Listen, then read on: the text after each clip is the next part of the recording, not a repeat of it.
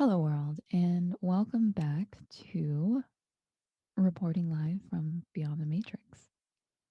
My name is Sarah, and today I have cleaned up the transit chart.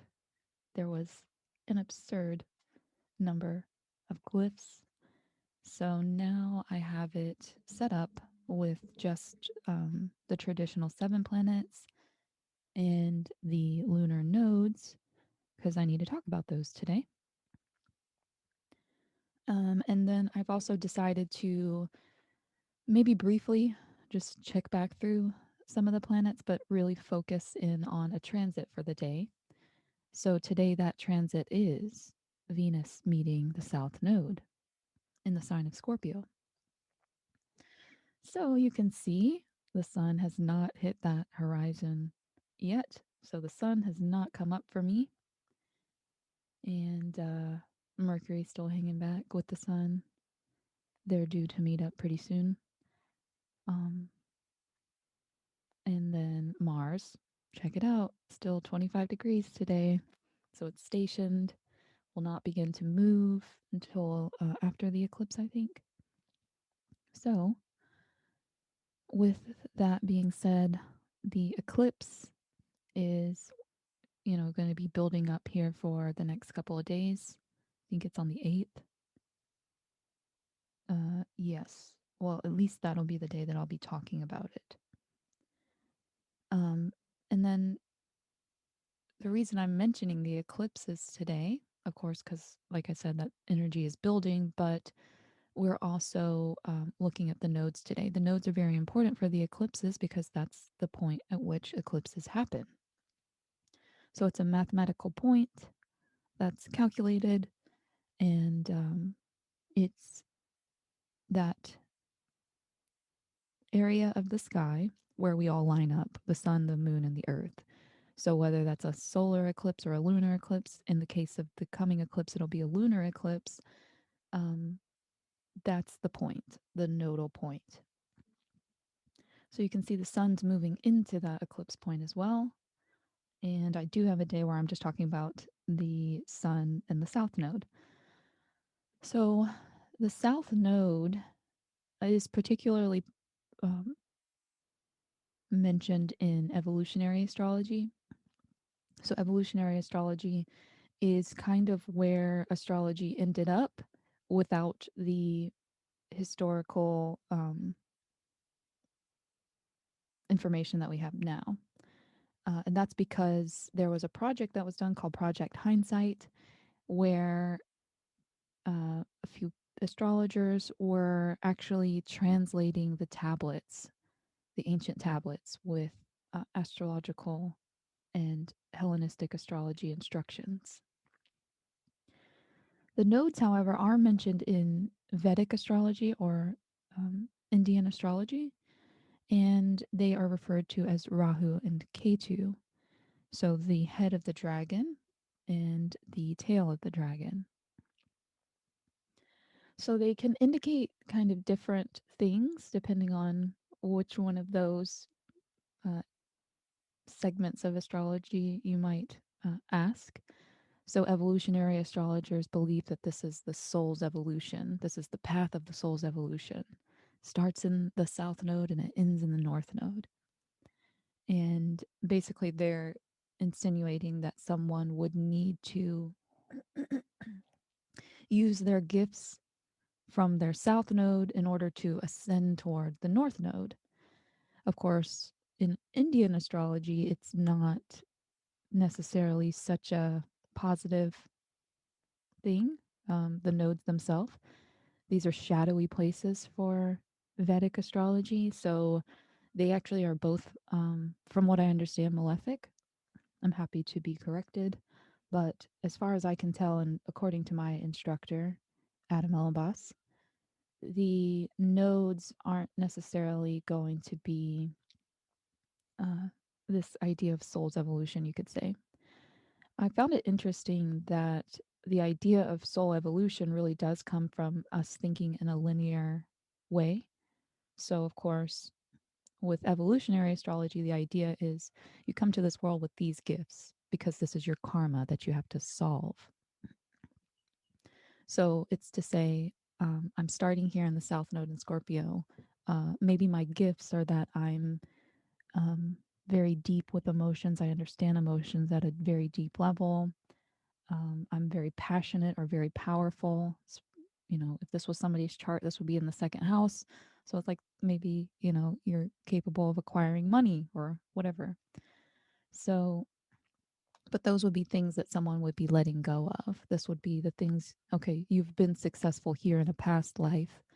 So now in this life, you need to strive towards Taurus. You need to strive towards um, steady and stable and maybe a little more indulgent, but or Venusian, since Scorpio is Mars and Taurus is Venus. So yeah, that's worth mentioning, that whole idea of thinking in the context of chronological time, because my instructor does go on to mention that, you know, in ancient times, life was more cyclical. So ancient astrologers in both the East and the West did not have a linear progressive view of time of history. History in the material universe itself were cyclical. So, not what we think of when we think about our lives. Our lives are every day is contributing toward this storyline that we have, this autobiography that we're creating constantly. Wasn't necessarily like that for the ancients. Um, so, what does this mean in our lives with Venus conjuncting the South Node? Well, you can kind of leave it open to your own interpretation. Of course, that's exactly what astrology is meant to do, to deliver a message to you now so that you can, you know, direct yourself whichever way feels right from the information that you've received, because the idea is that you have free will. Who knows if that's true? I don't. But that's the idea, is that by recognizing traits about yourself, then you can change them. You can work toward a new ideal or whatever. So Venus with the South Node. Well, Venus is our creativity, it's our love, it's how we express that part of ourselves, that feminine side, that open side, that receptive side. And um, you know, of course, sometimes these planets, depending on where they're placed, they can represent people in our lives. Um, so that's, you know, something that I've been really thinking about because my grandmother's been kind of sick. Um, So whether it's letting go of the sickness that she's had, um, that could be something. So with the South Node, the way that we think about it with evolutionary astrology, it's letting things go. Um, Maybe a deep, intense separation. And so, of course, that's all been pretty heavy on my mind lately. So when we think about the moon, we think about changes in phases because that's what the moon does. And I really liked this description of the north and the south um, nodes. So, the ancient Eastern view of the nodes is that the north node is hunger, desire, and entanglement, and the south node is detachment, escape, and spiritual impulse. So, that north node, he says, looks like blessings, but it's not. It's like our desire, what we yearn for, what we long for, the things that we want. to acquire, the things that we're really attached to. And so the South Node is going to be letting go of those attachments and disentangling from them. So he says it often looks like a curse, but it's not. So having to let go of the things that we love, desire, passionately want.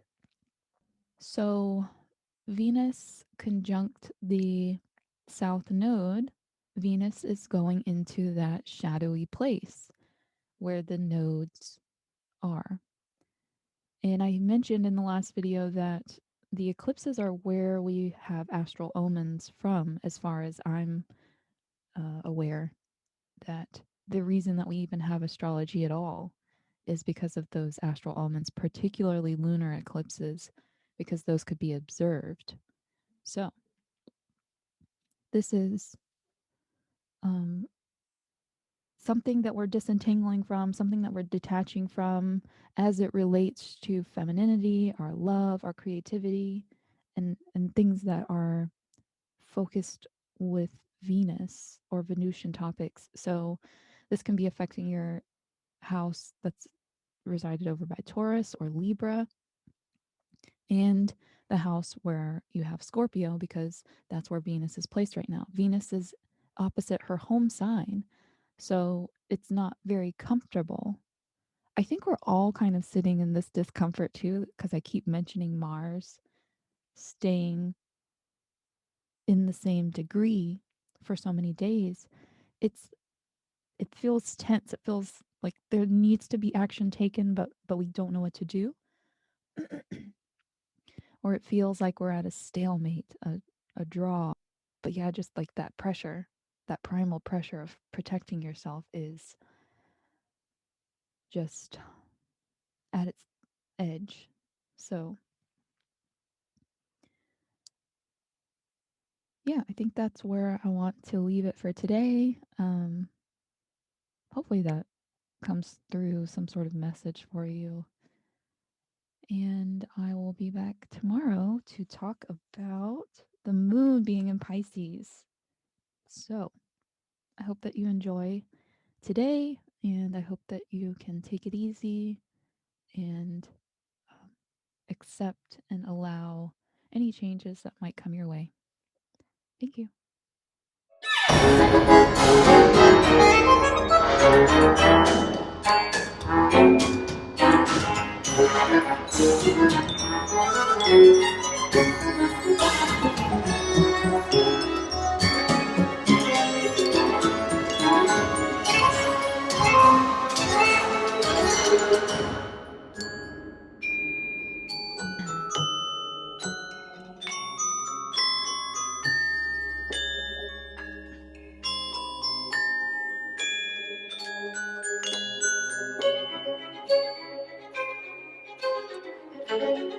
Hello, world, and welcome back to reporting live from Beyond the Matrix. My name's Sarah. All right, let's try that again.